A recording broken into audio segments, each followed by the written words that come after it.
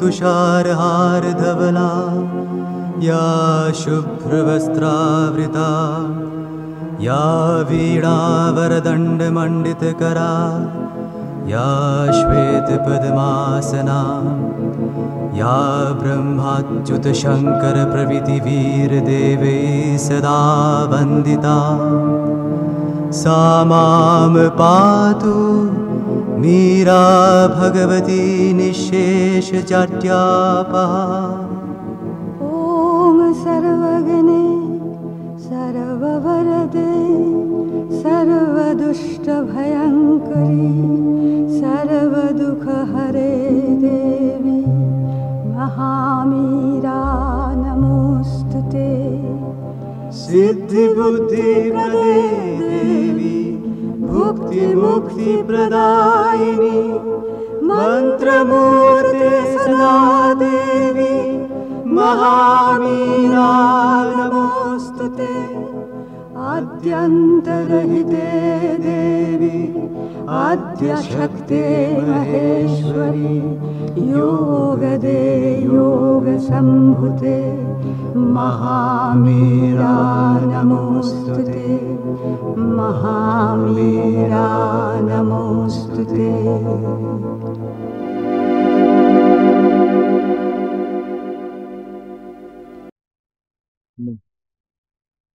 आमे पढ़ुचंती मातृ रचनावली भाग 10 ज्ञान 51। प्रभु लिखुचंती सदाचार जनित कोप संपर्क रे मु जेतेबेले सुने सेतेबेले आत्म प्रवंचना पाई मनीषर सामर्थ्य देखि विस्मय प्रकाश करे। कहउचंती कोन सदाचार जनित कोप सदाचार जनित कोप संपर्क रे मु जेतेबेले सुने सेतेबेले आत्म प्रवंचना पाई मनीषर सामर्थ्य देखि विस्मय प्रकाश करे।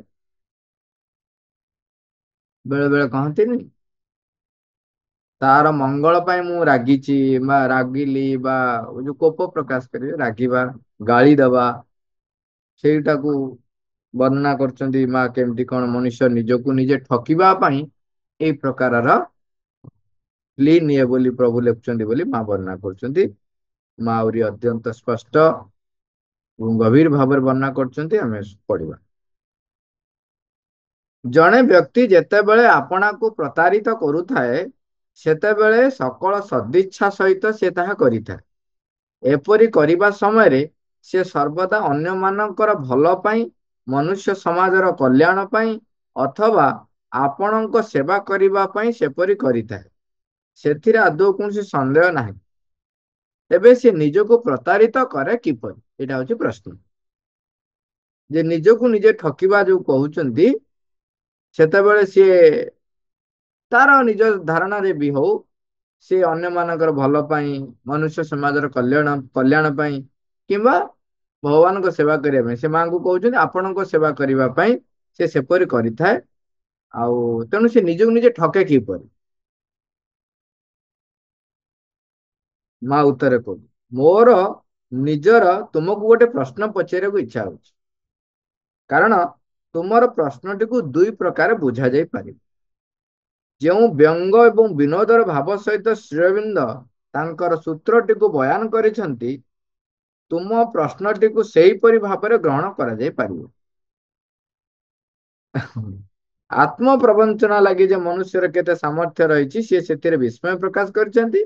आत्म प्रवंचना माने निजको निजे ठकिबा अर्थात आपना को प्रतारित करुथिबा जने व्यक्तिर स्थान रे रहिथिबा परि तुमे कहउछ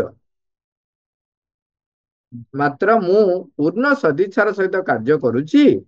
माने ये किए जो व्यक्ति निजको निजे ठकुछि बोली प्रभु वर्णना करते मां भी कहउछंती सेई व्यक्तिर भाषा तमे कहउछ। से व्यक्ति कोन कहे मु पूर्ण सदिच्छार सहित कार्य करुछि मु सर्वदा अन्य मानकर भल ही इच्छा करुछि इत्यादि इत्यादि मनुष्य समाजर मंगल इच्छा करुछि दिव्य परम सत्तांकर सेवक होई रहिबाकू इच्छा करुछि सेथिरे आदौ कोनसी संदेह नाही। तेबे मु निजको प्रतारित करुछि किपरि प्रकृत रे प्रतारित करिवार दुईटा मार्ग रहिछि। मां लिखुचंती प्रतारित करिवार दुईटी मार्ग रहिछि। ନିଜକୁ ନିଜେ ଠକିବା ପାଇଁ ଦୁଇଟି ମାର୍ଗ ଏବଂ ଦୁଇଟି ଭିନ୍ନ ଭିନ୍ନ ମାର୍ଗ ରହିଛି। ଉଦାହରଣ ସ୍ୱରୂପ, ତୁମକୁ ହୁଏତ କେତେଟା ଜିନିଷ ଦେଖି ଭାରି ଆଚମ୍ବିତ ଲାଗିଲା ଓ ତୁମେ ସେଥିରେ ଭୟଚକିତ ହୋଇପଡ଼ିଲ। କୌଣସି ବ୍ୟକ୍ତିଗତ କାରଣରୁ ଯେ ତୁମେ ଏପରି ହେଲ ସେ କଥା ଆଦୌ ନୁହେଁ, ମାତ୍ର ପ୍ରକୃତରେ ଦିବ୍ୟ ପରମ ସତ୍ତାଙ୍କର କୌଣସି କାର୍ଯ୍ୟରେ ଲାଗିବା ପାଇଁ ତୁମ ଭିତରେ ରହିଥିବା ଶୁଭେଚ୍ଛା ଓ ଉତ୍ସୁକତା ହେତୁ ହିଁ ସେହିପରି ହେଲ।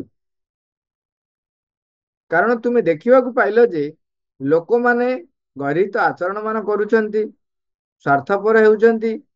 କାରଣ ତୁମେ ଦେଖିବାକୁ ପାଇଲ ଯେ ଲୋକମାନେ ଗର୍ହିତ ଆଚରଣ ମାନ କରୁଛନ୍ତି, ସ୍ୱାର୍ଥପର ହେଉଛନ୍ତି, ସକଳ ନିଷ୍ଠା ହରାଇ ବିଶ୍ୱାସଘାତକ ହେଉଛନ୍ତି। ତୁମେ ନିଜେ ଏପରି ଏକ ସ୍ତରରେ ଆସି ପହଞ୍ଚିଛ ଯେଉଁଠାରେ କି ତୁମେ ସେହି ସବୁ ଆଚରଣକୁ ଅତିକ୍ରମ କରିଯାଇ ପାରିଛ ଏବଂ ସେଗୁଡ଼ିକୁ ମୋଟେ ନିଜ ଭିତରେ ପ୍ରକାଶ ପାଇବାକୁ ଦେଉନାହଁ।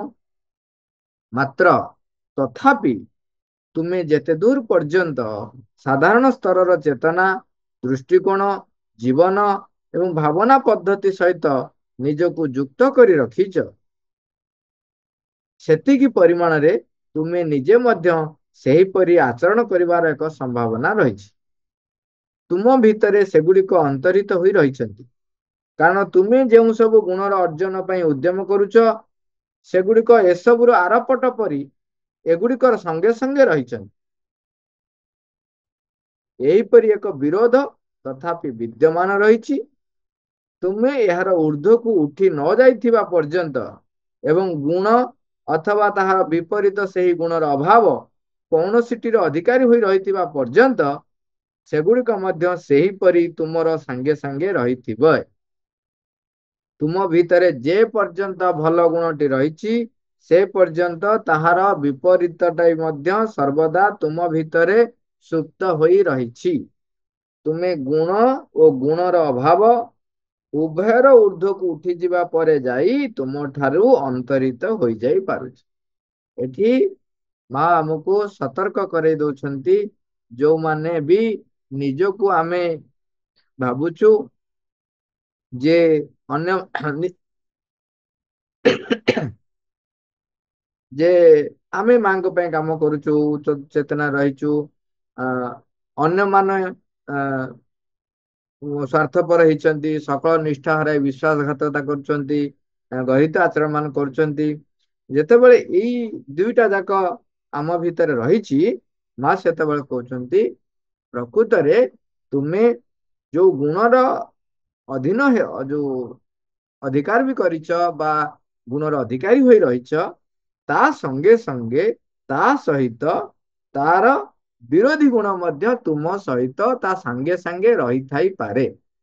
କେତେବେଳେ ପର୍ଯ୍ୟନ୍ତ ରହିଥିବ ନା ଯେ ପର୍ଯ୍ୟନ୍ତ ତୁମେ ଏଇ ଗୁଣରୁ ଅତୀତ ହେଇଯାଇନାହ, ଗୁଣାତୀତ ହେଇଯାଇନାହ, ଯେ ପର୍ଯ୍ୟନ୍ତ ଚେତନାରେ ଏଇ ଯୋଉ ସ୍ତରରେ ଯୋଉଠି ଗୁଣ, ଦୁର୍ଗୁଣ, ସୁଗୁଣ, ଅଗୁଣ ଯାହା ସବୁ ରହିଛି ତାର ଊର୍ଦ୍ଧ୍ୱକୁ ଉଠି ଯାଇପାରିନାହ, ସେ ପର୍ଯ୍ୟନ୍ତ ଆମ ଭିତରେ ଦୁଇଟି ଯାକ ଗୁଣ ମାନେ ଗୁଣ ଏବଂ ତାର ବିରୋଧୀ ଗୁଣ ଦିଟା ଯାକ ଏକା ସାଙ୍ଗେ ରହିଥାଏ।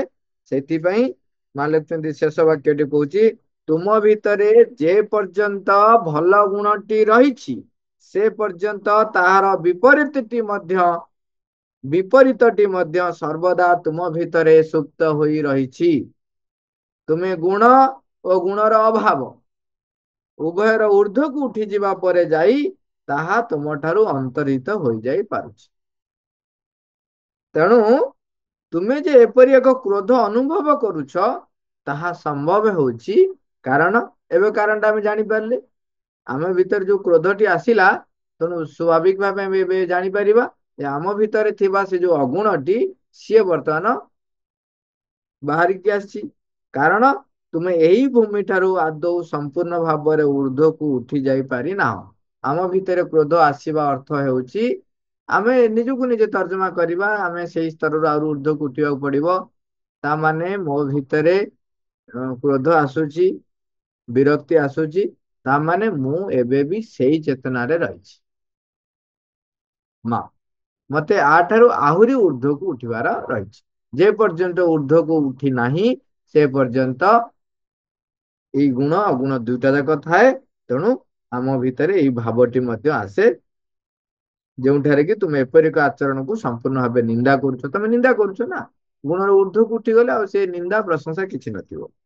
ନିନ୍ଦା କରୁଛ ଓ ନିଜେ ତାହା କଦାପି କରୁନା, ଏଇଟା ବି ଠିକ, ତମେ କରୁନାହ, କିନ୍ତୁ ତମେ ଅନ୍ୟକୁ ନିନ୍ଦା, ଅନ୍ୟର ଆଚରଣକୁ ନିନ୍ଦା ବି ଯୋଉ କରୁଛ, ତାମାନେ ନିନ୍ଦା ଓ ନାପସନ୍ଦକୁ ତୁମେ ତୀବ୍ର ଭାବରେ ବାହାରେ ପ୍ରକାଶ ନ କରୁଥିବା ପର୍ଯ୍ୟନ୍ତ ଏ ବିଷୟରେ ଆଦୌ କାହାର କିଛି କହିବାର ନାହିଁ।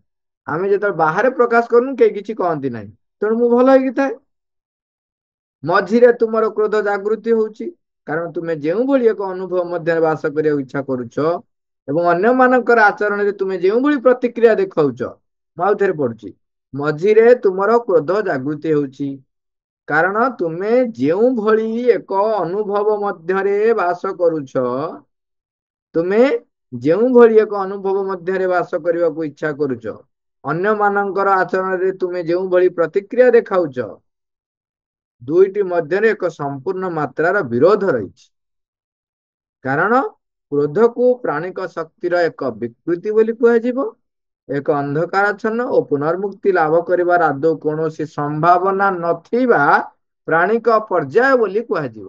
ଯଦି ଆମ ଭିତରେ କ୍ରୋଧ ଆସିଲା, ତା ସମର୍ଥନ କେବେ କର ନାହିଁ, କାହିଁକି ନା ମା ଏଠି ସ୍ପଷ୍ଟ ଭାବେ କହିଲେ ଏଇଟା ହଉଛି ପ୍ରାଣିକ ଶକ୍ତିର ଏକ ବିକୃତି, ମାନେ ବିକୃତି ଭାବ। ତାମାନେ ଆଉ ମୁଁ ଆଉ ତାକୁ ସମର୍ଥନ କରିବା ଅର୍ଥ ହଉଛି ମୁଁ ତାକୁ ସେଇ ବିକୃତିକୁ ସ୍ୱୀକାର କରୁଛି, ବିକୃତିକୁ ମୋ ଭିତରେ ଆହୁରି କହନ୍ତିନି ଖୋଇ ପେଇକିରି ଲାଳନ ପାଳନ କରି ବଢେଇବାରେ ସାହାଯ୍ୟ କରୁଛି। ଏକ ଅନ୍ଧକାରାଚ୍ଛନ୍ନ ଓ ପୁନର୍ମୁକ୍ତି ଲାଭ କରିବାର ଆଦୌ କୌଣସି ସମ୍ଭାବନା ନଥିବା ପ୍ରାଣିକ ପର୍ଯ୍ୟାୟ ବୋଲି କୁହାଯିବ। ତାମାନେ ତା ଭିତରେ ମା ଲେଖୁଛନ୍ତି ଆଦୌ କୌଣସି ସମ୍ଭାବନା ନଥିବା ପର୍ଯ୍ୟାୟ, ମାନେ ଏଇ ଯୋଉ ବିକୃତି ଭାବଟି ପ୍ରାଣର ସେଇ ପର୍ଯ୍ୟାୟ ଯୋଉ ପର୍ଯ୍ୟାୟରେ କୌଣସି ପ୍ରକାର ସମ୍ଭାବନା ନାହିଁ ଅନ୍ଧକାରାଚ୍ଛନ୍ନ ଏବଂ ତା ଭିତରୁ ମୁକ୍ତି ପାଇବାର, ତା ପାଖରେ ସମ୍ଭାବନା ଆଦୌ ନାହିଁ। ସେଇ ଇଚ୍ଛା କହୁଛନ୍ତି ଯେତେବେଳେ ଏକ ଅଜ୍ଞାନତାଗ୍ରସ୍ତ ଓ ଅହଂ ପ୍ରଣୋଦିତ ବ୍ୟକ୍ତି ଯେତେବେଳେ ଏକ ଅଜ୍ଞାନତାଗ୍ରସ୍ତ ଓ ଅହଂ ପ୍ରଣୋଦିତ ବ୍ୟକ୍ତି ଇଚ୍ଛା ସେହି ପ୍ରାଣିକକୁ କାମରେ ଲଗାଉଥିବ ଏବଂ ଯେତେବେଳେ ସେହି ଇଚ୍ଛା ତାର ଚତୁର୍ଦିଗରେ ରହିଥିବା ଅନ୍ୟ ଏକ ଏକାଧିକ ବ୍ୟକ୍ତି ଇଚ୍ଛା ମାନଙ୍କ ଠାରୁ ଏକ ବିରୋଧର ସମ୍ମୁଖୀନ ହେଉଥିବ, ସେତେବେଳେ ସେହି ବିରୋଧରୁ ନିଷ୍ପନ୍ନ ଚାପଟି ଦ୍ୱାରା ପ୍ରଭାବିତ ହୋଇ ସେହି ବିରୋଧରୁ ନିଷ୍ପନ୍ନ ଚାପଟି ଦ୍ୱାରା ପ୍ରଭାବିତ ହୋଇ ଏହି ଶକ୍ତି କ୍ରୋଧ ରୂପେ ବ୍ୟକ୍ତ ହୋଇ ପଡୁଥିବ, ଯାହା କେବଳ ସେହି ଶକ୍ତିର ବଳରେ ହାସଲ କରାଯାଇ ନ ପାରୁଛି, ତାହାକୁ ହିଂସାତ୍ମକ ଭାବରେ ହାସଲ କରିବାକୁ ଚେଷ୍ଟା କରୁଥିବ। ତେଣୁ ଏଠି ଆଉ ଗୋଟେ କଥା ତା ସହିତ ଆମେ କେତେ ମାନେ ଗଭୀର ଯେମିତି ବିଜ୍ଞାନ ଚିତ ଭାବରେ ଆମେ ଦେଖିବା। ସେଠି କହୁଛନ୍ତି ତମେ ବ୍ୟକ୍ତିଟିଏ ଅଜ୍ଞାନତାଗ୍ରସ୍ତ ହେଇକିରି ଅହଂ ପ୍ରଣୋଦିତ ବ୍ୟକ୍ତି ଇଚ୍ଛା ସହିତ ସିଏ କଣ କରୁଛି, ତାର ପ୍ରାଣିକ ସ୍ପନ୍ଦନଟି ବାହାରକୁ ପରିପ୍ରକାଶ କଲା, ଓକେ, ତାକୁ କାମରେ ଲଗେଇଲା। ସେଇ ସମୟରେ ଚତୁର୍ଦିଗରେ ରହିଥିବା ଅନ୍ୟ ଏକାଧିକ ବ୍ୟକ୍ତି ଇଚ୍ଛା ମାନଙ୍କ ଠାରୁ ବିରୋଧ, ମୁଁ ଯୋଉ କାର୍ଯ୍ୟଟି କରୁଛି ଏବଂ ମୋ ଚତୁର୍ପାର୍ଶ୍ୱ ଯୋଉ ବ୍ୟକ୍ତି ରହିଛି ତାଙ୍କର ଯୋଉ ବିରୋଧ ରହିଛି, ତାମାନେ ମୁଁ ଅହଂ ପ୍ରଣୋଦିତ ହେଇ ଏବଂ ଅଜ୍ଞାନତାଗ୍ରସ୍ତ ଭାବରେ କାର୍ଯ୍ୟ କଲି, ପ୍ରାଣିକ ଶକ୍ତିକୁ ମୁଁ ବାହାରେ ପରିପ୍ରକାଶ କରିଦେଲି, ମୋ ଚତୁର୍ପାର୍ଶ୍ୱରେ ତାକୁ ବିରୋଧ କରିବା ପାଇଁ ଅନ୍ୟମାନଙ୍କର ବ୍ୟକ୍ତିଗତ ଇଚ୍ଛା, ଅନ୍ୟମାନଙ୍କର ଇଚ୍ଛା ରହିଛି। ଏ ଦି ଜଣଙ୍କର ସଂଘାତ ଫଳରେ, ସଂଘର୍ଷ ଫଳରେ କଣ ହଉଛି, ଯୋଉ ଶକ୍ତି ଉତ୍ପନ୍ନ ହଉଛି ସିଏ କ୍ରୋଧ ରୂପେ ବ୍ୟକ୍ତ ହଉଛି। ଏଇଠି ଯୋଉ ଆରମ୍ଭରେ କହିଲେ ଯେ ତୁମେ ଯେଉଁଭଳି ଅନୁଭବ ମଧ୍ୟରେ ବାସ କରିବା ଇଚ୍ଛା କରୁଛ, ଆଚରଣରେ ତମେ ସେଇଭଳି ପ୍ରତିକ୍ରିୟା ବି ଦେଖାଇଥାଅ। ଗୋଟେ ଛୋଟିଆ ଘଟଣାଟିଏ, ଆମେ ଗୋଟେ କାହାଣୀଟିଏ ବୁଝିବା।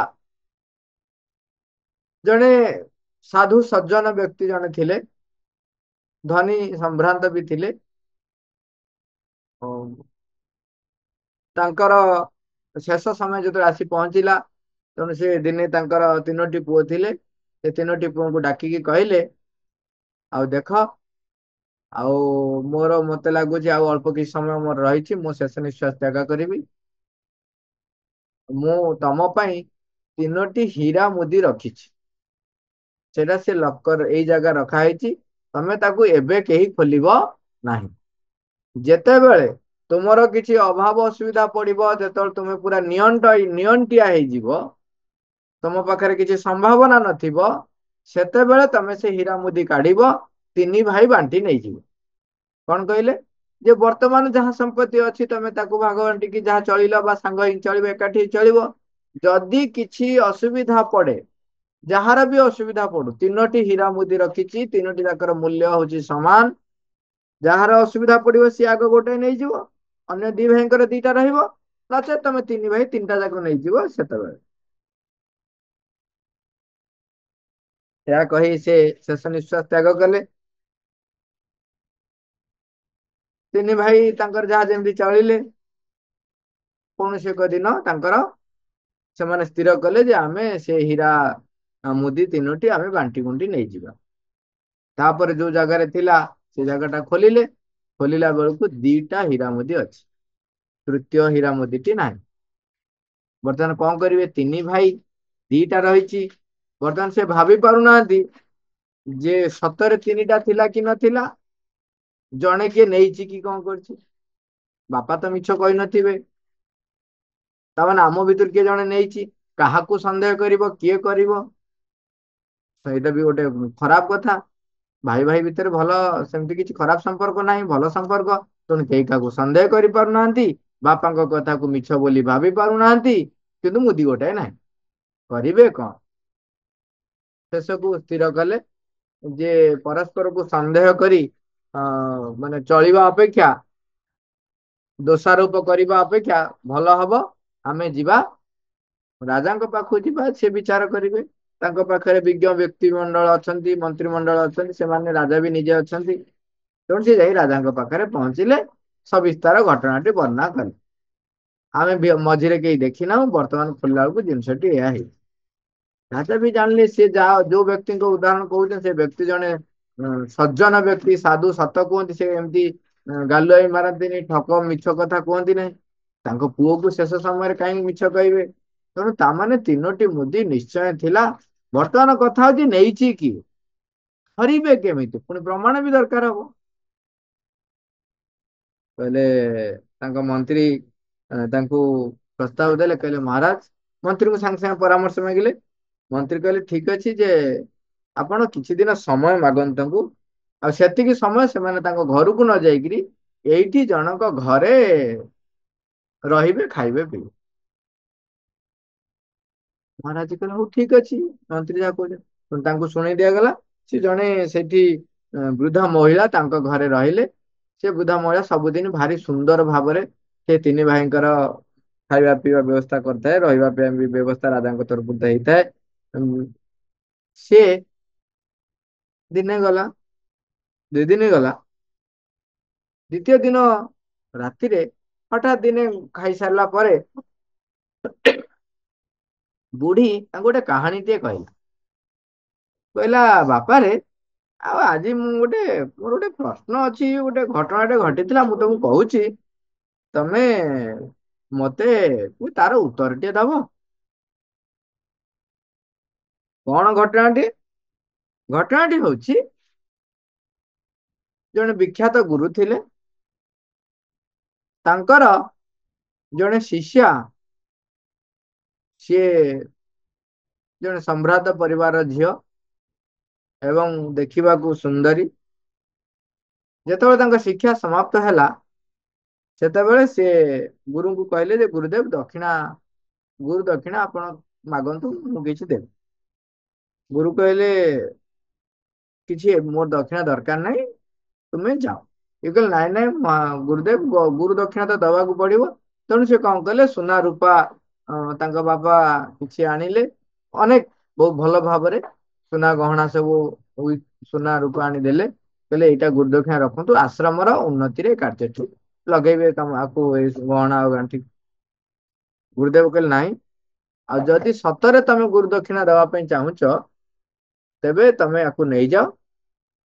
ତମେ ଯେତେବେଳେ ବିବାହ କରିସାରିବ, ଏବେ ନୁହଁ, ବିବାହ କରିସାରିଲା ପରେ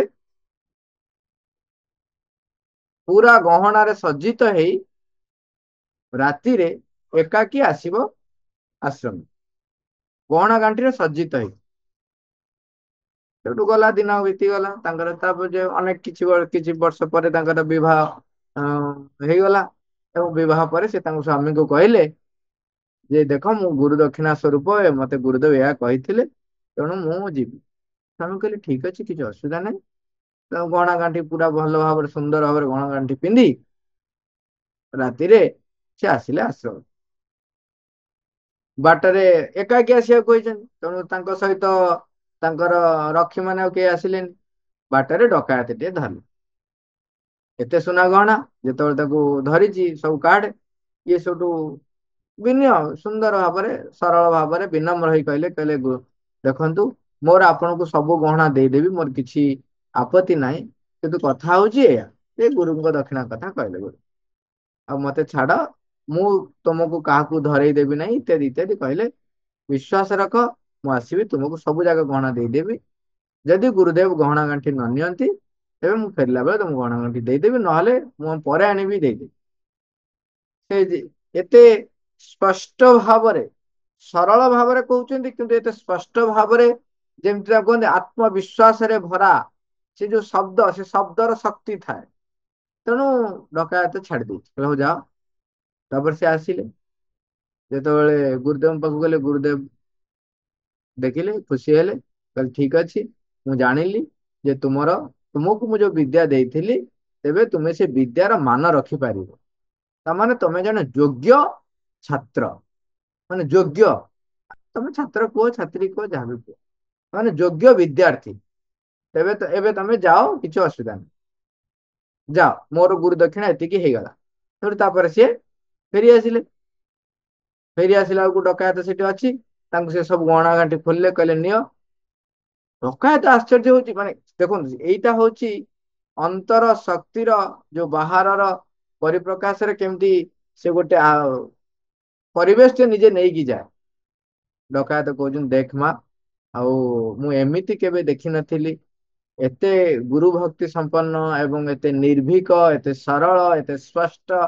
ତେଣୁ ମୁଁ ଆଜି ଅ ତୋ ପାଖରେ ମୋ ହାତ ଯୋଡି, ମୋଠୁ ସାନ, କିନ୍ତୁ ମୁଁ ତତେ ପ୍ରାର୍ଥନା, ମାନେ ନମସ୍କାର କରୁଛି, ଏବଂ ଏତିକି ଶପଥ କରୁଛି ଯେ ମୁଁ ଆଠାରୁ ଆ ପରଠାରୁ ଆଉ ଚୋରି କରିବି ନାହିଁ, ଡକାୟତି କରିବି ନାହିଁ, ଜୀବନ ନିର୍ବାହ କରିବି, ପରିଶ୍ରମ କରିବି। ତାପରେ ସେ ଚାଲିଗଲା। ତାପରେ ଘରକୁ ଫେରି ଆସିଲେ, ଆଉ କିଛି ନାହିଁ, ତାଙ୍କର ଆରାମ ସେ ଚାଲିଲେ। ପିଲାମାନେ ପଚାରିଲେ, ସେ ତିନି ଭାଇ, ଯେ ତମର ପ୍ରଶ୍ନ କଣ? ନା, ମୋର ପ୍ରଶ୍ନ ରହିଗଲା କଣ, ଯେ ଏଇ ଯୋଉ ଏମାନଙ୍କ ଭିତରେ କିଏ ସେ ସବୁଠାରୁ ଉଦାର ଚିତ୍ତ ମଣିଷ?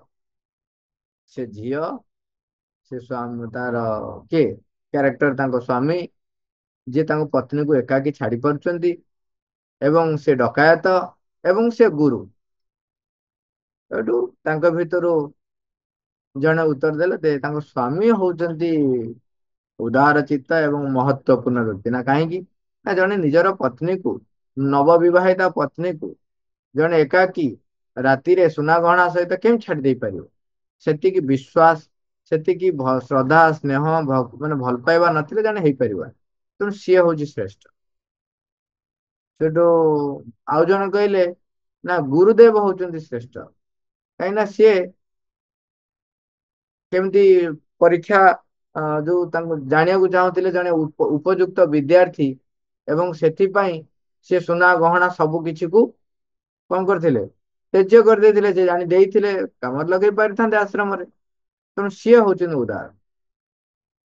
ସାନଟି କହୁଛି, ସାନ ଭାଇଟି କହୁଛି, ନା ନାଇଁ, ଡକାୟତ ଯିଏ ସେ ଉଦାର। ନା କାହିଁକି? ନା ଦେଖ, ଡକାୟତ ଯିଏ ସମସ୍ତଙ୍କୁ ମାରି ମରିକିରି ଡକାୟତି କରି ନେଇଯାଏ, ସିଏ ଆଜି ଯୋଉ ପରିବର୍ତ୍ତନ ତା ପାଖରେ ଆସିଲା, ଏବଂ ସିଏ ସବୁ କିଛି ଛାଡି ଦେଇକିରି ନିଜେ ପରିଶ୍ରମ କରି ବଞ୍ଚିବ ବୋଲି ପ୍ରତିଜ୍ଞା କଲା, ତେଣୁ ସିଏ ହଉଛି ମହାନ। ହେଲା, ସରିଗଲା କାହାଣୀ। ବୁଢୀର ଉତ୍ତର ସେ ପାଇଗଲା। ତାପର ଦିନ ସେ ଯାଇକିରି ମନ୍ତ୍ରୀଙ୍କୁ କହିଦେଲା। ମନ୍ତ୍ରୀ ଯାଇ ରାଜାଙ୍କୁ କହିଦେଲେ ଯେ ଏ ତିନି ଜଣଙ୍କ ଭିତରୁ କିଏ ସେ ମୁଦି ନେଇଯାଇଛି, ଚୋରି କରିଛି। ଚୋରି କରୁଛି ବା ନେଇଯାଇଛି, ଯାହା ବି ତମେ ତାକୁ କହିପାର। ମୋର ବର୍ତ୍ତମାନ ତମକୁ ପ୍ରଶ୍ନ, ଏ ତିନି ଭାଇଙ୍କ ଭିତରୁ କିଏ ନେଇଛି ବୋଲି ସେ ବୁଢୀ କହିଥିବେ? ହଁ, ଶୋଇପଡିଛନ୍ତି। ହଉ ମା, ଆକ୍ଚୁଆଲି ଯେହେତୁ ଆମେ ଅଲରେଡି ଆଲୋଚନା କରିସାରିଛନ୍ତି, ତେଣୁ ଉତ୍ତରଟି ହଉଛି ସେଇଠି ଯେ ଯାହା ଭିତରେ ଯୋଉ ଭାବ ଥାଏ, ଯିଏ ଯୋଉ ସ୍ଥିତିରେ ବଞ୍ଚିଥାଏ, ସେ କଣ କରେ, ସେଇ ସ୍ଥିତିକୁ ଯାଇକିରି ସେ ଭାବେ ବା ଚିନ୍ତା କରେ। ତେଣୁ ଇଏ ଯିଏ ଭାବିଲା କଣ, ଦେଖନ୍ତୁ, ସିଏ ଭାବିଲା ସ୍ୱାମୀ କଥା, ସେ ଭାବିଲା କାରଣ ନିଜ ସ୍ତ୍ରୀକୁ କେମିତି ଛାଡିବ, ଦେଖ ନିଜ ଚିନ୍ତାରେ ଭାବୁଛି। ତେଣୁ ଏଇଭଳି ଭାବରେ ଯିଏ ଡକାୟତ, ଯିଏ ଡକାୟତକୁ ଯିଏ କହିଲା, ତାମାନେ ତା ଭିତରେ ଚୋର ପ୍ରବୃତ୍ତି ରହିଛି। ସେ ଜଣେ ଭାବୁଛି ଯେ କେମିତି ଜଣେ ଏତେ ଲୋଭକୁ ଛାଡି ପାରିବ, ଏତେ ସୁନାଗଣା ଲୋଭକୁ ଜଣେ କେମିତି ଛାଡି ପାରିବ। ତେଣୁ ଡକାୟତର ଯୋଉ ପ୍ରବୃତ୍ତି, ସେ ଯୋଉ ଅନୁଭବ, ସେଇ ଅନୁଭବଟାର ସେଇ ସେଇ ଚେତନାର ସେଇ ସ୍ଥିତିରେ ସେ ରହିଛି। ତେଣୁ ସେ କହୁଛି। ତେଣୁ ଏଇଠି ଆମ ଅ, ନିଜକୁ ସବୁବେଳେ ଏଇ ଜିନିଷଟି ସହିତ ମନେ ରଖିବା, ସଚେତନ କରି ରଖିବା ଯେ ଗୁଣ ଅଗୁଣ ଦୁଇଟି ଯାକ ଆମ ଭିତରେ ରହିଛି। ଯେତେବେଳେ ଯିଏ ପରିପ୍ରକାଶ ହଉଛି, ତାକୁ ଆମେ କୌଣସି ପ୍ରକାରର ଏକ୍ସକ୍ୟୁଜ ଦେବା ନାହିଁ, ତା ସମର୍ଥନରେ କେବେ ଠିଆ ହବା ନାହିଁ। ଭୁଲ ମାନେ ଭୁଲ, କ୍ରୋଧ କରିଛନ୍ତି ମାନେ ତା ମନେ ରଖିବା ଉଚିତ, ତାହା ହଉଛି ପ୍ରାଣିକ ଶକ୍ତିର ଏକ ବିକୃତି, ଯୋଉଟା ଭିତରେ କି ମୁକ୍ତିର ସମ୍ଭାବନା ନାହିଁ। ଓକେ, ଆଜି ଏତିକି ରଖିବା। ଏଇଟା ଆଉ ଗୋଟେ ଦିନ ଯିବ, ସେ ଲାଇନଟି ଶେଷ ଲାଇନଟି କରି ସାରିବା।